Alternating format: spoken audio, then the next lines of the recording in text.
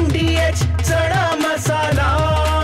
आता छोले असो किंवा चवळी, पांढरे चणे असो किंवा काळे चणे, सगळं काही कमाल बने। MDH सकल मातंग समाजाच्या वतीने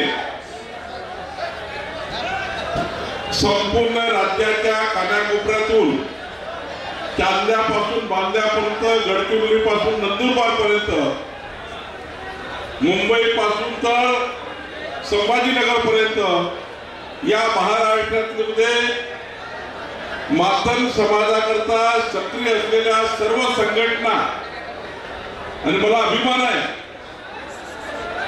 की या मातंग समाजाच्या आपल्या समाज बांधवांना जर आज खरं प्रदर्शन पाहायचं आहे, पहिल्यांदा या स्टेजचं प्रदर्शन बघा। सर्व पक्षीय, सर्व नेते, सर्व संघटनेचे पदाधिकारी या ठिकाणी स्टेजवर आणि समोर बसलेले आहेत। खरं तर मी आपल्या सर्व समाज बांधवांचं आणि तुमचं सर्वांचं मनापासून अभिनंदन करतो।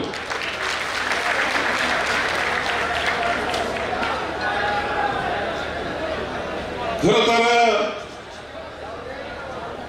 आपल्या या आजच्या या मोर्चामध्ये आपल्या सर्वांचं मी याकरता पुन्हा अभिनंदन करतो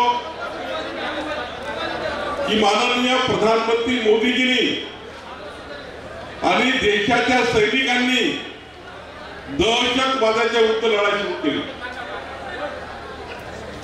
दहशतवादाच्या विरुद्ध लढाई सुरू केली। आता ते पहलगाममध्ये जे आपले 28 बांधव आतंकवादी, त्या दहशतवाद्यांनी मारले, धर्म विचारून मारले, त्या सर्व परिवाराकरता संपूर्ण देश जागृत झाला। 140 कोटी भारतीय जागृत झाले आणि माननीय प्रधानमंत्री मोदीजी आणि देशाच्या सैनिकांकरता प्रचंड उत्साह या देशामध्ये तयार केला।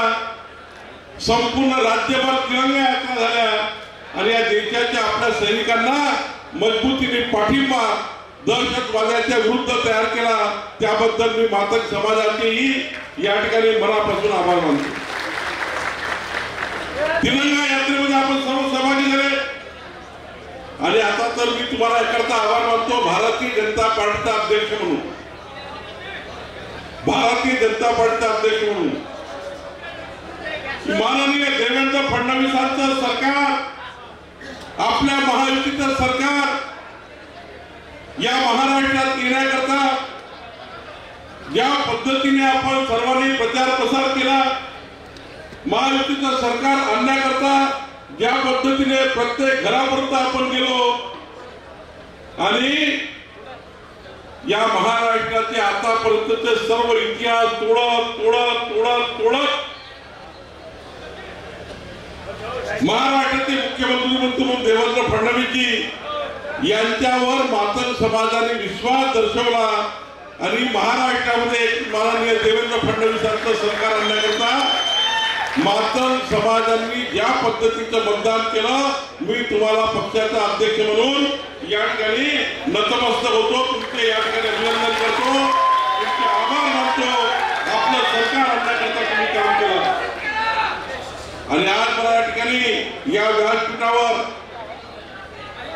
या ठिकाणी या मोर्चामध्ये आमचे लोकप्रिय आमदार, जो युवा आमदार ज्याला आम्ही विधान परिषदेमध्ये आम्ही सांगितलं होतं देवेंद्र फडणवीसजींनी की अमित गोरखे विधानमंडळात दिसतील, विधानमंडळामध्ये अमित गोरखेंना त्या ठिकाणी ज्या पद्धतीने विधान परिषदेमध्ये आपण शब्द दिला होता, आरटीच्या जेव्हा आंदोलनाच्या वेळी, आरटीच्या आंदोलनाच्या वेळी मी आलो होतो तेव्हा शब्द दिला होता देवेंद्र फडणवीस सरकार आणि एकनाथ शिंदे सरकारने की या ठिकाणी आरटी तयार होईल, आरटीला बजेट मिळेल, पुण्याचं आपलं स्मारक तयार होईल।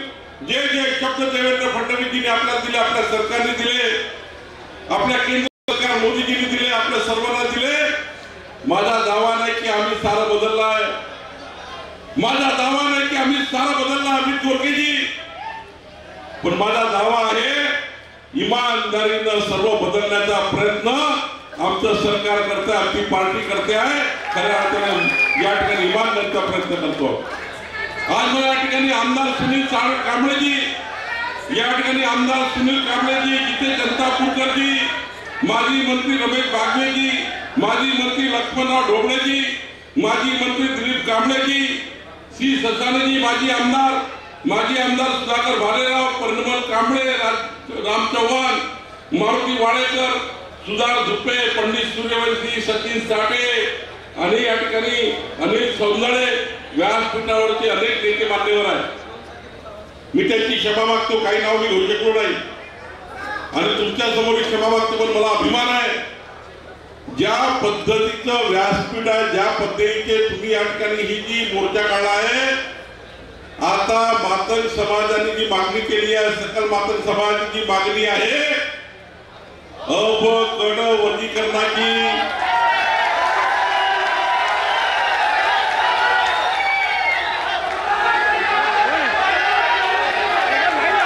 आमचं सरकार देवेंद्र फडणवीस सरकार आपली गटाची मागणी मान्य केल्याशिवाय राहणार नाही. हे मी नाही म्हटलंय, हे मी नाही म्हटलंय, हे माननीय कोणी म्हटलंय, कोणी म्हटलंय, कोणी म्हटलंय, माननीय सुप्रीम कोर्टाने म्हटलंय, माननीय सुप्रीम कोर्टाने म्हटलंय. कोणी म्हटलंय, हातवर कोणी म्हटलंय. आणि सुप्रीम कोर्टाने म्हटल्यानंतर सरकारला ते करावंच लागेल. सरकार करतच आहे, त्यामुळं आपण त्याची चिंता करू नका. माननीय सुप्रीम कोर्टाने आदेश दिले, पण हे आदेश इमानदारीनं पाळण्याकरता, इमानदारीनं पाळण्याकरता सुप्रीम कोर्टाचे जे आदेश आहे ते इमानदारीनं पाळण्याकरता चांगलं सरकार पाहिजे, उत्कृष्ट मुख्यमंत्री पाहिजे. आता सरकारही चांगलं आहे, सरकारही आपलं सरकार आहे आणि देवेंद्र फडणवीस सारखा एक कर्तव्यदक्ष मुख्यमंत्री महाराष्ट्रामध्ये आहे. त्यामुळं आता आपल्या मागणीला कोणी थांबू शकत नाही. देवेंद्र फडणवीस सरकार आपलं सरकार आहे, आपलं सरकार आहे. त्यामुळं काही चिंता करायची गरज नाही. मी पुढच्या 15 दिवसामध्ये माननीय देवेंद्रजीकडे बैठक लावतो. देवेंद्रजीकडे एक बैठक आपल्या सकल संपूर्ण समाजाच्या लोकांची, आपल्या सकल मातंग समाजाच्या सर्व नेत्यासोबत एक बैठक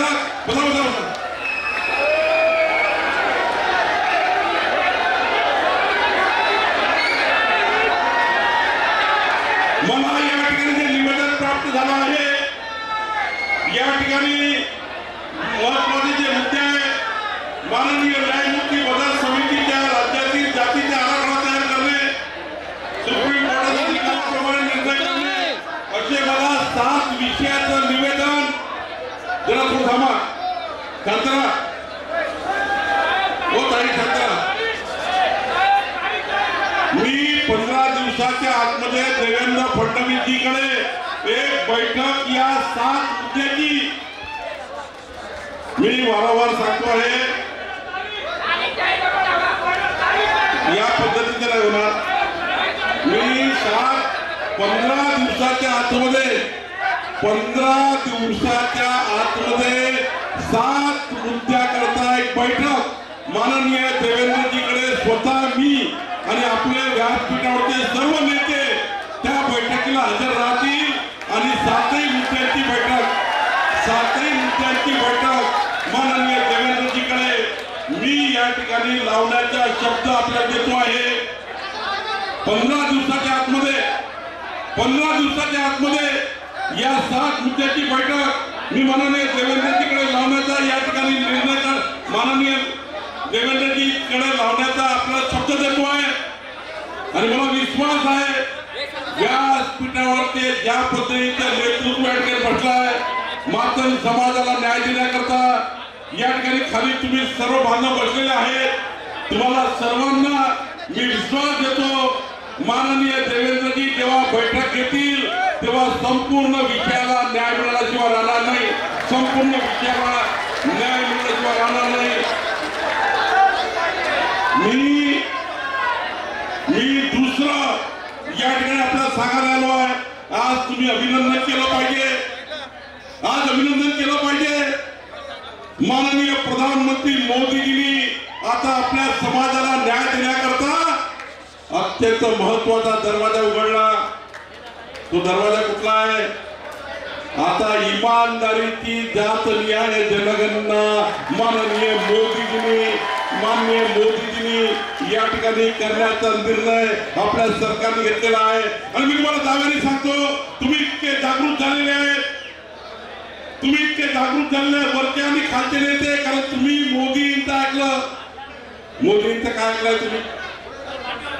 काय ऐकलं समाजाने मोदींचं? मी अभिमानाने सांगतो, तुम्ही एक गोष्ट पक्की ऐकली आहे. मोदींची कोणती गोष्ट ऐकली आहे? काय सांगितलं मोदीजींनी? एक है तो काय म्हटलंय? एक है तो जोरात बोला. काय म्हटलं मोदीजींनी? एक है तो सेफ है. तुम्ही सर्व आता असे एक झालेले आहेत, व्यासपीठावर असे एक झाला आहे की तुम्हाला आता तुमच्या जनगणनेमध्ये तुमचा वाटा कोणी राहू शकत नाही. इतके मजबूत झाले, इतके मजबूत झाले. हे व्यासपीठ कमजोर नाहीये. हे व्यासपीठ बघा कसं आहे. गडचिरोली पासून तर मुंबईपर्यंत, मुंबई पासून नंदुरबार पर्यंत 14 कोटी जनतेमध्ये जेवढा मातंग समाज आहे ना, या मातंग समाजावर कोणी अन्याय करू शकत नाही. एवढं मोठं व्यासपीठ.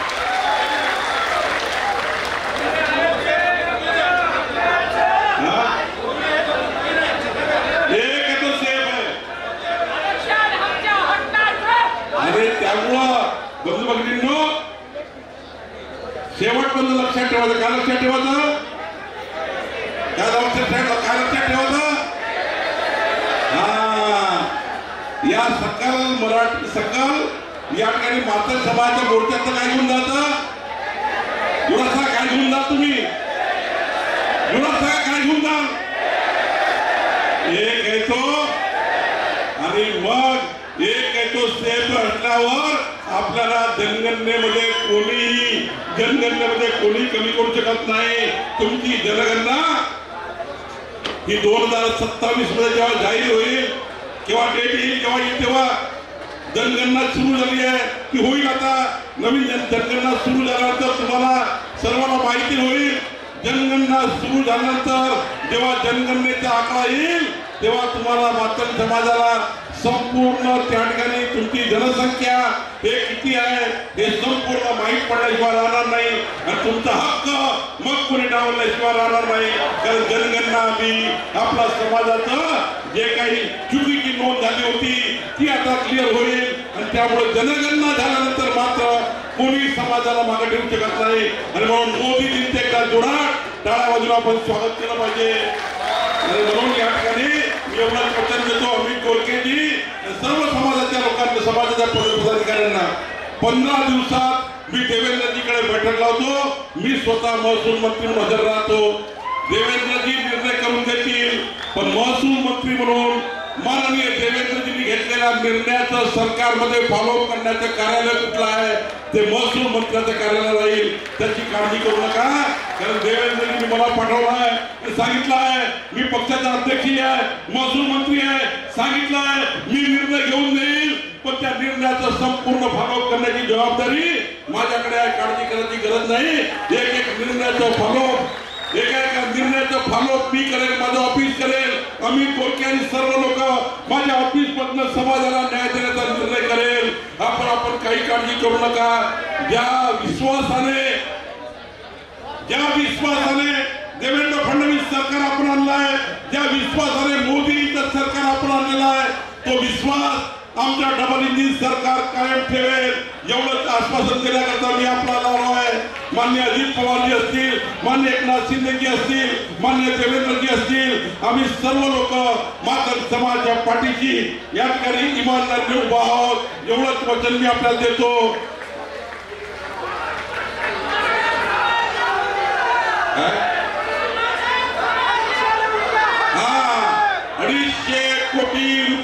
जे आपलं या ठिकाणी लहुजी वस्ताद यांचं जे स्मारक सुरू आहे, माननीय प्रधानमंत्री मोदीजींना त्या ठिकाणी आणण्याची जबाबदारी त्यांनी मला सांगितली आहे.